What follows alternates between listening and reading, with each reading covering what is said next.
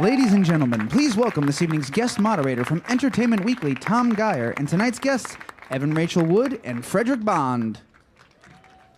Thank you all for being here, first of all, and thank you, Evan and Fredrik. Thank you. So Fredrik, tell me a little bit, this was started out as a Blacklist script, and the famed Blacklist. So how did you come to become associated with it? Does people know what Blacklist is? Should explain. Sure. It's basically a list of the best unproduced scripts that circles around Hollywood, but nobody dares to take a gamble on.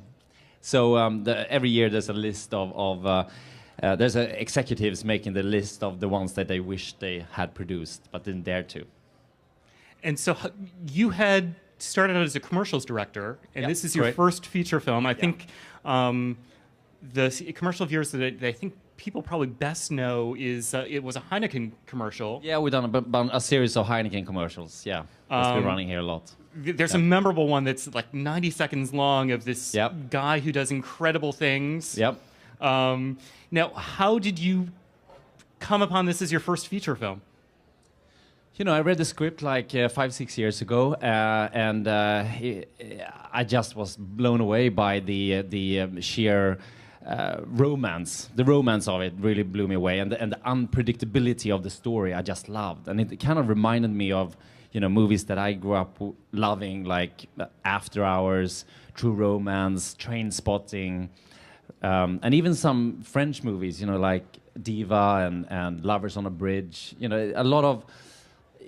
It was a mix of a lot of feelings, you know, that I got hooked up to. But basically, but also on a personal level, it really resonated with, you know, being 21 and going on that world around the trip that I did, living in hostels and meeting incredible people and coming in unbelievable situations because you're just fresh to the world and curious and stupid, I guess, you know. Where did you grow up? I grew up in outside Stockholm, in the suburbs of Stockholm. Yeah. So does that involve, you know, is it the Eurail pass, or do you like come to America and do Amtrak? Is that what's the European version of my version was Australia, New Zealand, Japan, and America. So I ended up actually in Venice Beach, where I live now, and lived in hostels and had sort of Charlie's experience there. So now, how did you come upon casting this project? Because Shia and Evan are terrific together, but not necessarily the first choices that people would necessarily think of for these roles. You know, we had been trying. You know, Shia was also one of the first that read the script. You know, very early on. You know, he's very tuned into what's new and what's happening in town that might be edgy. So I wouldn't be surprised if he'd read this the day after Matt finished the script. You know, somehow got hold of it. But so this is Matt Drake who Matt Drake, the writer. So basically, Shia attached himself then to the script and was going to do it. But out of scheduling reasons, as it normally happens, he couldn't do it anymore. And then I came on, and we had other actors was going to do it, and eventually it didn't work. And so Shia called me up one day and said, "This is the script I've been dreaming about and wanting to do for the last 5-6 years. Please let me do it." You know. So and I met him, and we had an amazing connection, and I saw his fire in the eyes. Yeah. And then instantly after we started to spitballing, you know, who's this woman? Who's this Romanian girl? And we instantly, you know, talked about Evan and wanted to meet her. And you know, there's very few actresses that had those qualities that we needed in Gabby that can play that. And Evan was perfect for it. So we met Evan like a couple of weeks later, and Evan had already almost mastered the accent. I want to say, you know, you had a bunch of coaching afterwards, but already there, it was pretty amazing. So we were both completely sold. Now, Evan, had you ever worked with Shia before? No, I never worked with Shia, but we've been fans of each other for a while, and you know, we've both been doing this since we were kids, so we've seen each other around and been kind of in the same circuit. And I've been trying to get into his projects, he's been trying to get into mine, and it's never quite worked out. And then when I got this script, I went, oh, that's why, because we're supposed to do this one. And I'm really glad. I'm really glad that, you know, you both had me in mind for this, because it was such an amazing role to play. So. And you came in with a Romanian accent already nailed? I had to come in and do a chemistry read with Shia. Basically, when you're doing this intensive a love story, you have to make sure that there is chemistry, otherwise it doesn't work. And they wanted me to come in with some sort of accent prepared so that they knew I could do it. And you thought about the Transformers accent, the Optimus Prime accent, but you just settled on Romanian? I thought it was more appropriate. It was a personal choice. So I came in and I did it, and I think on that day we all felt it. We all just realized there was something really interesting and different and special there. So now there's something very unusual. This is a love story, but there's something very unusual about their introduction. Can you say a little bit about how they first meet? Well, I love their introduction, actually, because I think it was important to us to show that moment, that love at first sight moment, which some people have and some people never experience. But when it happens to you, it's like lightning. And I think that moment is in this movie where he sees this girl, and she's going through exactly what he just went through. He's looking at this girl who's just lost her father after he's just lost his mother, and he sees himself in her, and there's just an instant connection. Well, to be more specific about Well, to be more specific, my father just passed away on his shoulder. He's on an airplane sitting next to him, and he goes to sleep and he doesn't wake up. And then he has this kind of, I don't know, what would you call it when he talks to my father after he's dead? He channels. He channels, yeah. He's a sensitive guy that can pick up things. Yes. Somehow he gets this message from my father, and he says, you have to give this gift to my daughter that I was going to give her. And he does. He follows through. So I think we have a clip of that moment when they first meet, and can we play that up now?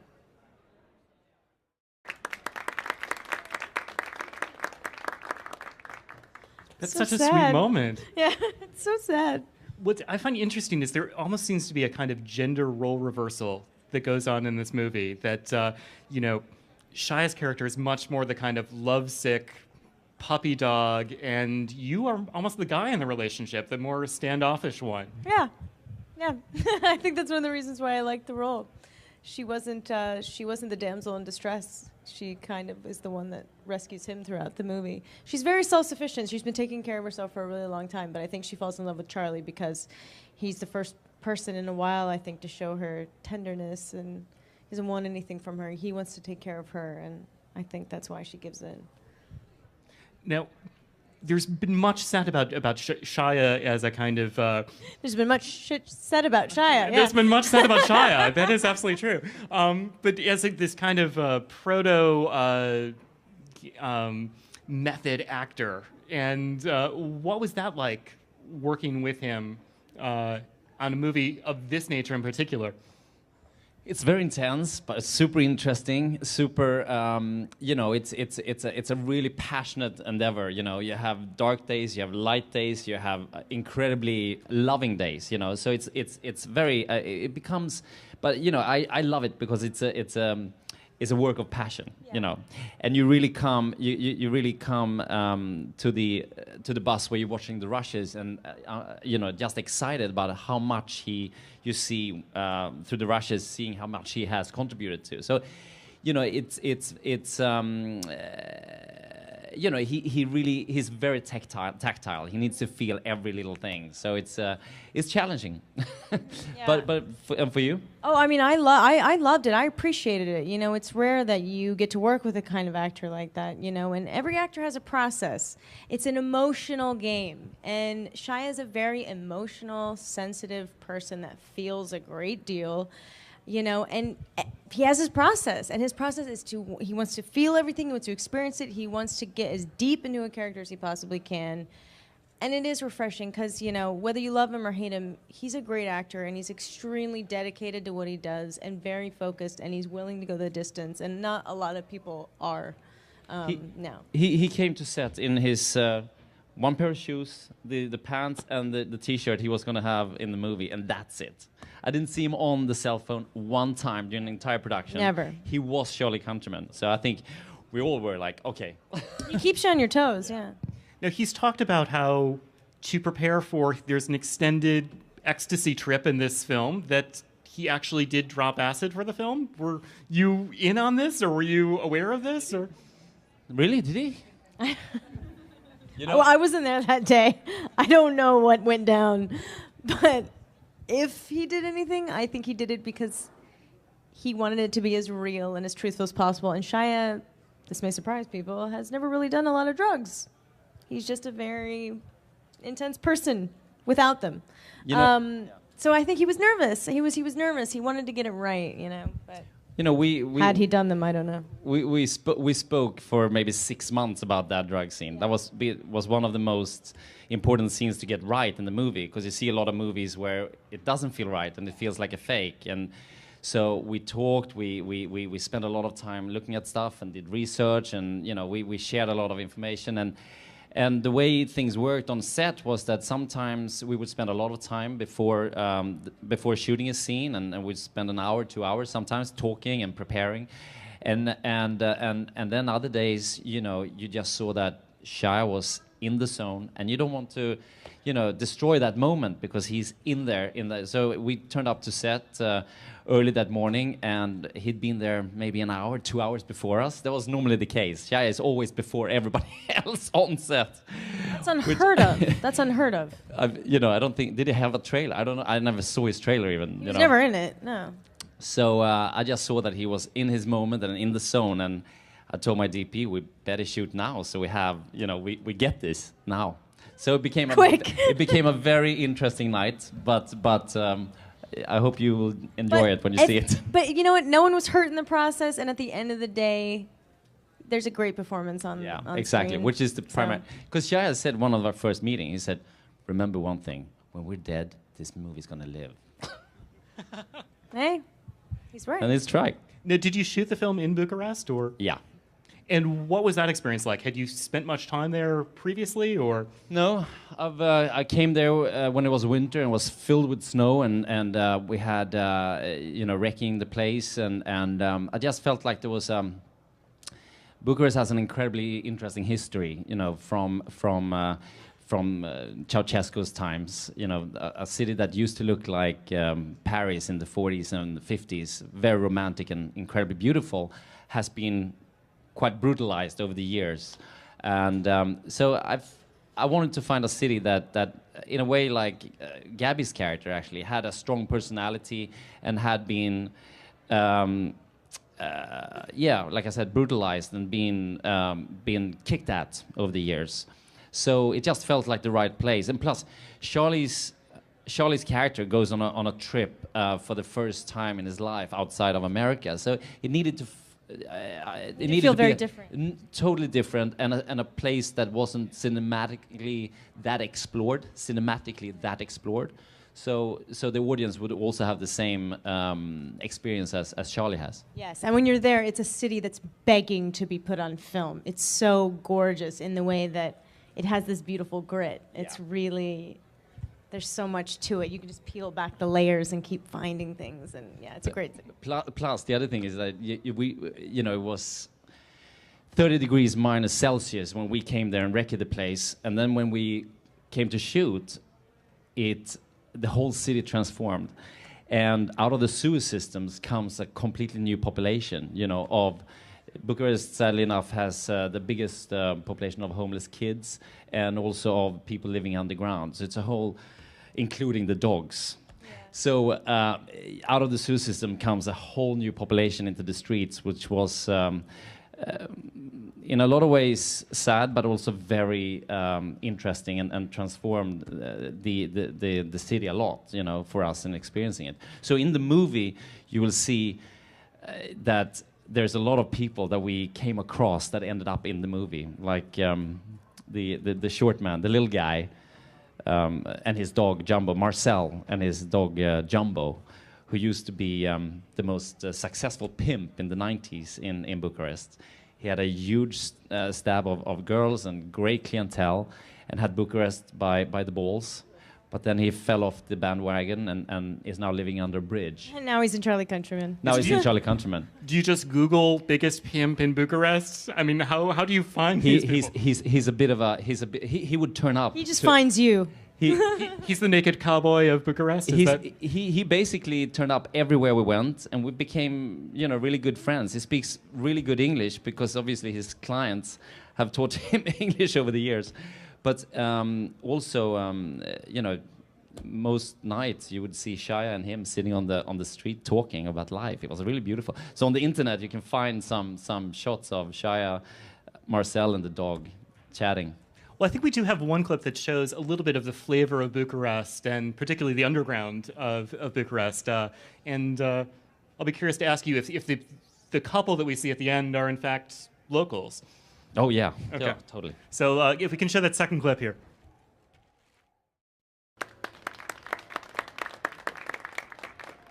Those are not faces that you see in central casting in Hollywood, I imagine. No, you're right. So there's a sort of sweetness to this, and I wonder how you approached. There's also some rather graphic love scenes as well, and I wonder how you approached those scenes as well. Well, I mean, I think that's what I loved about the movie, is that it's so seamlessly kind of flows into action, into romance, and a comedy. It's all pretty flawless. Funny. I mean, the sex scenes were actually raunchier than they ended up being, but the MPAA has a problem watching a woman receive oral pleasure. It makes people uncomfortable. But 3 people getting their heads blown off, totally fine. Absolutely no problem. But a little fun fact.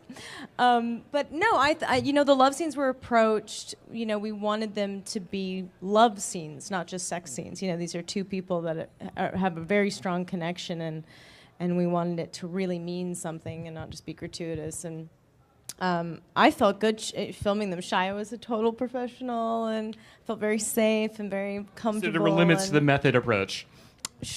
Yeah. Okay. Yeah, of course. I mean, there has to be a lot of line, but everything was talked about, beforehand and laid out, and then you just kind of go for it, you kind of see what happens.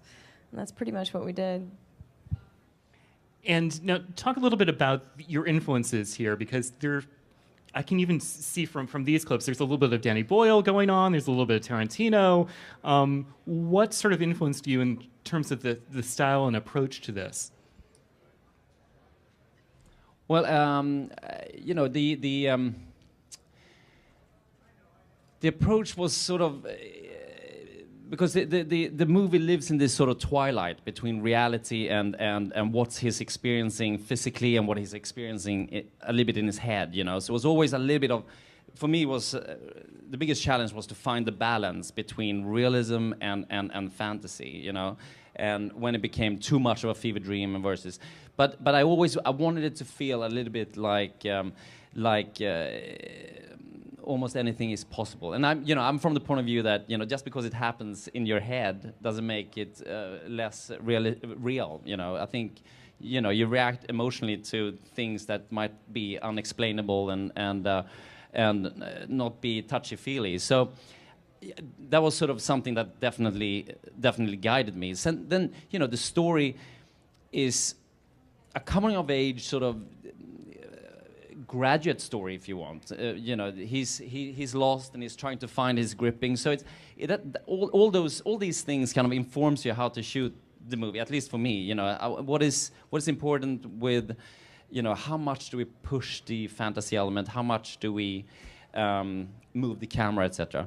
But without giving away too much, I mean there is the movements of the camera is there is an opening with a dying mother, and there is a sort of guidance from her, if you want, that then pays off at the end. So the camera is sort of also a little bit of the point of view of that overlooker, that guidance from the mom. Terrific. I think we're going to open it up to questions from all of you. Hi, Evan. First of all, my name is actually Evan, believe it or not. Hi, Evan. Okay, for whatever works across the universe, The Wrestler and Ides of March, what were Woody Allen, Jim Sturgis, Mickey Rourke, and George Clooney like from your point of view? And how would you compare them to Shia LaBeouf? That's the greatest question of all time.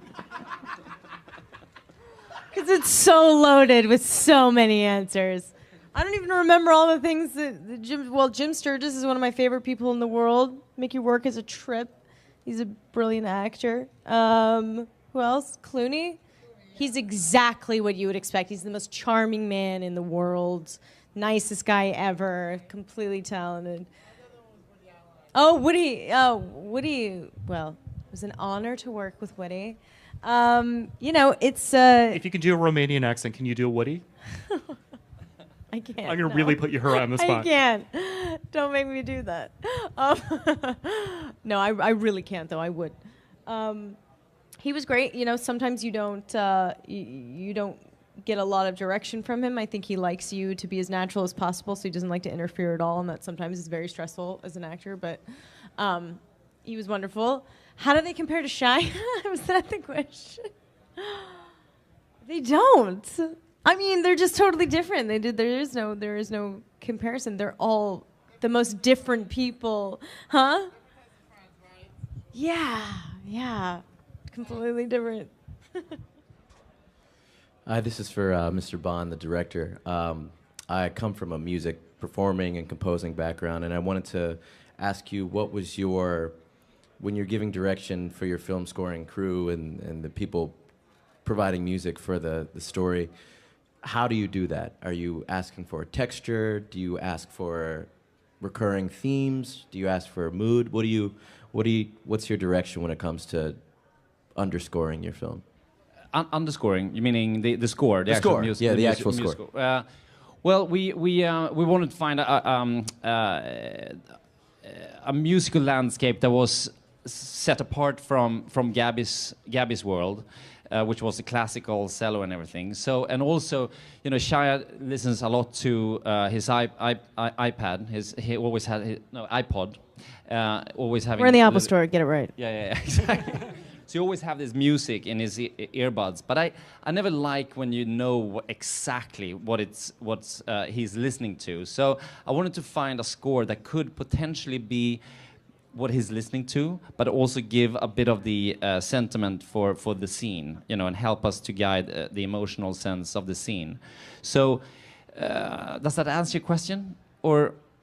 Well, you can say a little bit about who's on the soundtrack. It's a very impressive soundtrack. We had amazing musicians. Moby had read the script, and I had worked with him on 2 music videos, and he really wanted to help me score the music. So he, very early on, when we still were working on and tweaking the script, he started to give us little flavors, because I wanted it to be too...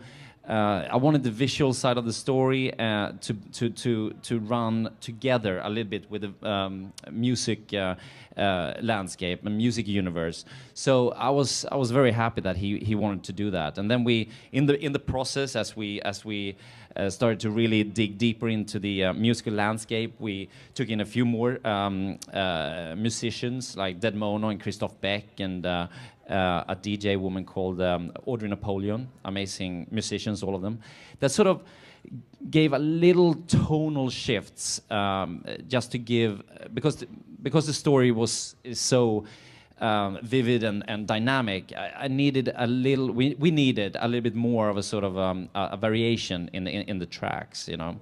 So yeah, that was largely it. How you doing, Evan? How did it feel for Across the Universe? How did it feel to play out and be part of like some of the greatest songs of Beatles? It was. I never wanted a part more than that one. I went after it the second I heard they were doing it, because I always wanted to do a musical, and obviously was the biggest Beatles fan and Julie Taymor fan, and I went after it so hard. I went into the audition and I was literally sweating singing for Julie Taymor. I was so nervous. So I was incredibly excited but very nervous. But luckily, I was happy that the whole movie was being made by hardcore Beatles fans, because we didn't want it to be High School Musical Beatles movie. You know, we wanted it. We didn't. You know, not like there's anything wrong with that. If you're into it, that's fine. But this just, we wanted something that really spoke to that time, and was a real homage to the band. And I thought they did an amazing job recreating the songs and doing the covers. And it's still just one of my favorite project I've ever worked on, hands down. Yeah. Apart from this. Apart from this, you know. We just want to make sure you guys know. That movie in the was- musical category. Yeah. That movie was shot down right down the block from where I live. Yeah, yeah. And Oh, some yeah. of- We some shot of all the of it in buildings New are York. Still like that. Yeah, they painted a lot of the buildings in where it was Right on Rivington and Clinton. Rivington. Yes, thank you. And the buildings are still painted the way that we left them. I love that. And you almost did Spider-Man Turn Off the Dark. No, I did. Well, because Julie is a very good friend of mine, and I think she really is a genius. And I did the workshop for it, and I thought there was some really great stuff in there. I thought the music was good. It just didn't work out, and my heart really goes out to them because it's very unfortunate. I think it was just a series of unfortunate events attached to that. So. Can you elaborate a little bit more about your impressions of Romania? What did you try to go see if you had a moment to see anything, and maybe where you ate, or give us a little travel log. Sorry. Okay, we the Lebanese was the place we went to every night. Ate Lebanese food. It was incredible, amazing, and so they became like our household caterers. And then we had like an Italian restaurant in the bottom of our restaurant, which were actually a really amazing Romanian cross fusion place. Yeah, it was incredible too. Then we had the old bistro, which was around the corner from the hotel, called I think it was called Café de Paris or something like that. You know, but actually was only serving Romanian food. And I used to go to this club called Goblin. That was my favorite. Did you ever go there? No, I didn't. It was right across from the kebab stand that's in the movie. Oh, okay. It's the one where when you walk in, you have to go under like a woman's legs, like under her skirt. Do you remember that? Yeah. Like we the awning. that The place. awning was literally a woman's yeah. legs, and then her skirt was the awning. Yeah, that place was awesome. And then there was a jazz club across the street where we actually found these musicians. A few blocks away actually, but nevertheless, which was I can't remember the name, but Adrian and his gang, the cello guys, used to play there, so they also became like close buddies of ours, and they actually wrote a whole soundtrack. You know, they so loved the project that they in their spare time, they knew that we were going to do this, but they kind of in their spare time wrote almost an entire soundtrack to the movie. It was, yeah, that was the kind of. Did you go to Transylvania? Awesome. Did you go to Dracula's castle? No. I did. You did? Yeah. That was pretty awesome. And just back to the music question back there, you know, emotionally it was very much, you know, trying to find a landscape for Charlie's sort of outlandishness, you know, have a little bit of a sort of, you know, a little bit of an, you know, different. I didn't want to necessarily have, you know, pop tracks or pop music through the entire movie, but I thought there was a specific moments where it really needed. I really needed it because that was connecting to also what he was hearing in his earbuds. So the other music, I really felt like it shouldn't be anything we recognized or had heard before, just to put us out in a more outlandish world for him. Sorry, I just. Thank you guys for showing up. As someone who's producing his first short film post-grad, I was curious to find out what was the biggest challenge in getting it off the ground since it was blacklisted. What was the biggest thing or the toughest thing you had to face, whether studio, financial, casting, whatever it was?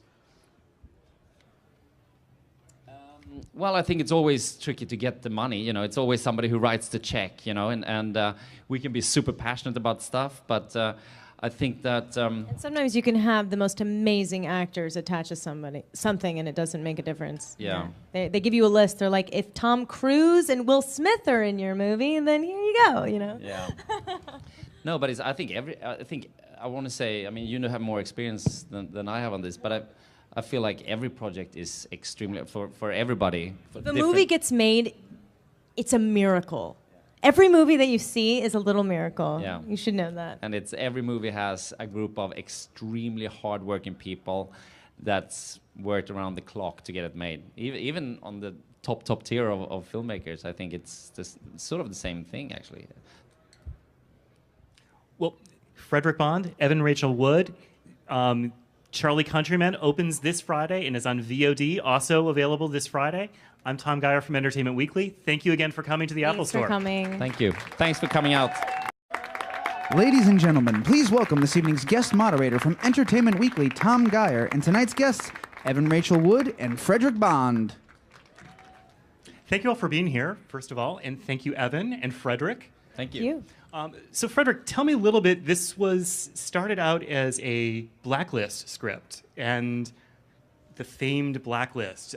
So, how did you come to become associated with Does it? people know what Blacklist is? Should explain. Sure. It's basically a list of the best unproduced scripts that circles around Hollywood, but nobody dares to take a gamble on. So every year there's a list of there's executives making the list of the ones that they wish they had produced but didn't dare to. And so you had started out as a commercials director, and this is your first feature film. I think the commercial of yours that I think people probably best know is it was a Heineken commercial. Yeah, we've done a series of Heineken commercials. Yeah, that's been running here a lot. And curious and stupid, I guess. You know. Where did you grow up? I grew up in outside Stockholm, in the suburbs of Stockholm. Yeah. So does that involve, is it the Eurail pass, or do you come to America and do Amtrak? What's the European version of that? My version was Australia, New Zealand, Japan, and America. So I ended up actually in Venice Beach, where I live now, and lived in hostels and had sort of Charlie's experience there. So now, how did you come upon casting this project? Because Shia and Evan are terrific together, but not necessarily the first choices that people would necessarily think of for these roles. You know, we had been trying. You know, Shia was also one of the first that read the script. You know, very early on. You know, he's very tuned in to what's new and what's happening in town that might be edgy. So I wouldn't be surprised if he'd read this the day after Matt finished the script. You know, somehow got hold of it. But so this is Matt Drake who Matt Drake, the writer. So basically, Shia attached. There's a memorable one that's like 90 seconds long of this guy who does incredible things. Yep. Now, how did you come upon this as your first feature film? You know, I read the script like 5-6 years ago, and I just was blown away by the sheer romance. The romance of it really blew me away, and the unpredictability of the story I just loved. And it kind of reminded me of, you know, movies that I grew up loving, like After Hours, True Romance, Trainspotting, and even some French movies, you know, like Diva and Lovers on a Bridge. You know, a lot of. It was a mix of a lot of feelings, you know, that I got hooked up to. But basically, but also on a personal level, it really resonated with, you know, being 21 and going on that world around the trip that I did, living in hostels and meeting incredible people and coming in unbelievable situations because you're just fresh to the world. And I want to say, you know, you had a bunch of coaching afterwards, but already there, it was pretty amazing. So we were both completely sold. Now, Evan, had you ever worked with Shia before? No, I never worked with Shia, but we've been fans of each other for a while, and you know, we've both been doing this since we were kids, so we've seen each other around and been kind of in the same circuit. And I've been trying to get into his projects, he's been trying to get into mine, and it's never quite worked out. And then when I got this script, I went, oh, that's why, because we're supposed to do this one. And I'm really glad. I'm really glad that, you know, you both had me in mind for this, because it was such an amazing role to play. So. And you came in with the Romanian accent already nailed? I had to come in and do a chemistry read with Shia. Basically, you know, when you're doing this intensive love story, you have to make sure that there is chemistry, otherwise it doesn't work.